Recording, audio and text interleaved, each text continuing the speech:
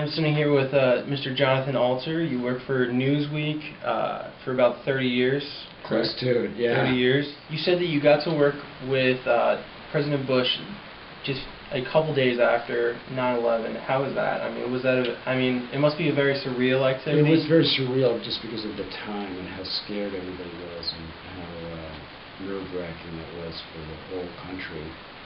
And I guess you were about 10 years old or something. It's 2010 right now, so it's about 9 years ago. I would be 11. 11, yeah.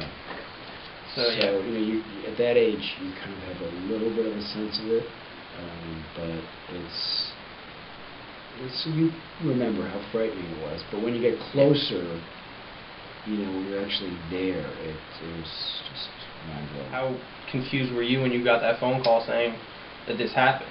Well, I heard it on the radio, and I first thought that it had just been an accident because during the 1930s, a plane actually flew into the Empire State Building by accident. So then it became clear, obviously, within a few minutes that it was terrorism. But the details filtered out over the course of the day, and I thought about it in historical terms, which I tend to like to do in those situations. And for a time, it seemed like it would be the bloodiest day in American history, which was the record is still held by the Battle of Antietam in the Civil War. Because 5,000 died, but at the time we didn't know that. And there were some estimates that maybe 20,000 dead. Maybe 5,000 from the World Trade. On 9/11, yeah. Really? I thought, honestly, I really thought it was more than that. I never really heard like the final amount, because yeah, it was about 5,000.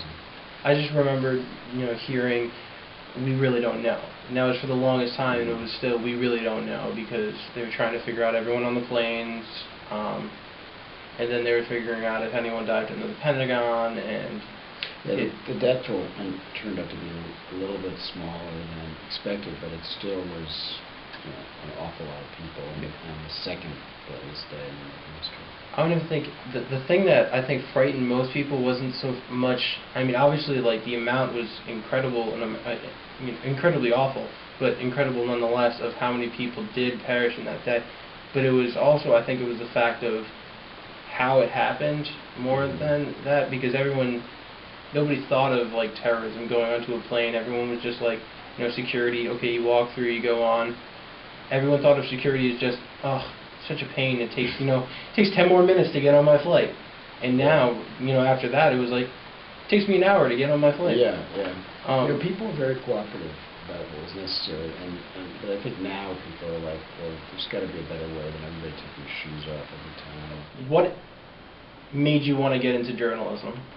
I was a really curious kid, and everything I saw, I asked my parents questions about. And so when I got out of college, I didn't know what I was going to do, but I did know that I liked satisfying my curiosity and asking people questions. So it seemed like a good business to go into.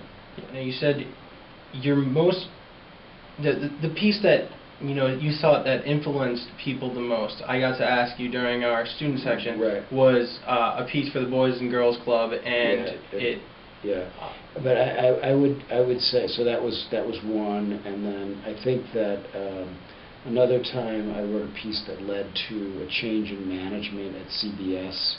It's a business story, and so that then changed the future of that company. It really contributed in a big way. So sometimes you can really tell when you've made a change. Other times you can't. The one thing I meant to say in that answer is you want to have some idealism. You want to have a little bit of change the world in your outlook to be in journalism and improve the world even just a little bit, just nudge the world a little bit.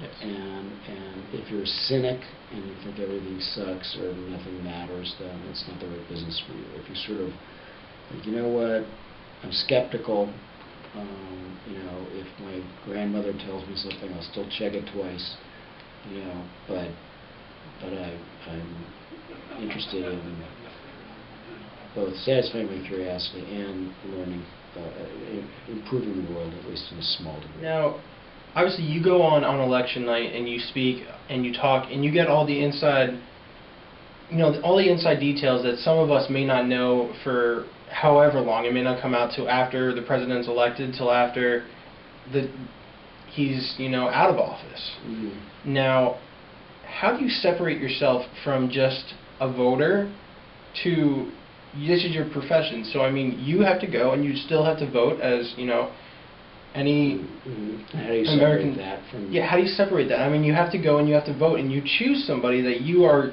rooting for. Right, but remember, I'm a columnist, Yeah. so I'm paid for my opinions.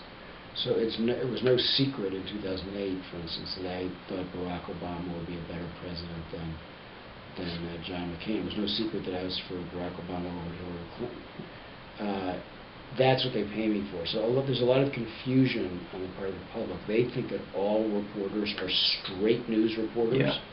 Who should not let their opinions. Yes, that's a very important part of journalism. Then there's a whole other group of us who are often called pundits.